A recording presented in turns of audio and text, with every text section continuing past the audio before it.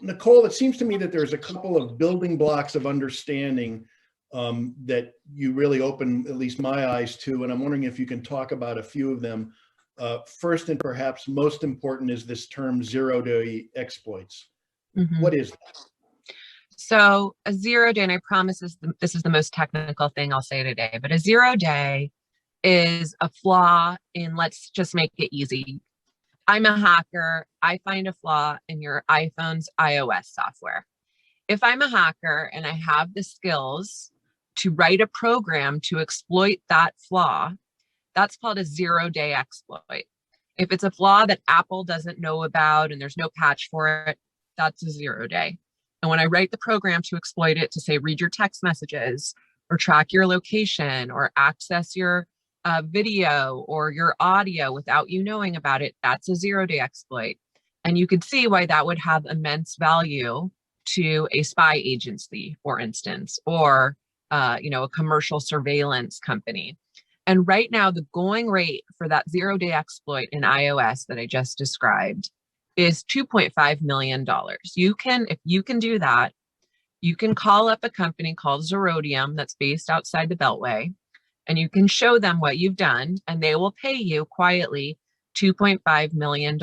And then they will take that exploit and they will add it to their catalog, which has subscribers among some of the biggest government agencies, intelligence agencies in the US, and God knows where else.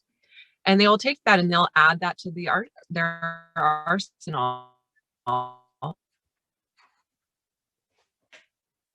0 days. The problem is what they can't doubt about that flaw. They will fix it. They will update software. And suddenly that $2.5 million investment turns to dust. So there's a trade-off here. If an intelligence agency is buying that capability from hackers, they are prioritizing what they think of as national security over cybersecurity. And I was fascinated by that moral hazard because, 3 decades ago, we were using different technology than China was and Russia was. So if we found a 0 day in, say, Huawei software or routers, and we hoarded it and we didn't tell Huawei about it, there was really no harm, no foul to Americans. But these days, for the most part, Huawei being one of the glaring exceptions, we're all using the same technology. We're all using iPhones and Androids and Windows. We're not just using it for our day-to-day communications. We're baking Windows into the power grid, into smart traffic systems, into transportation systems.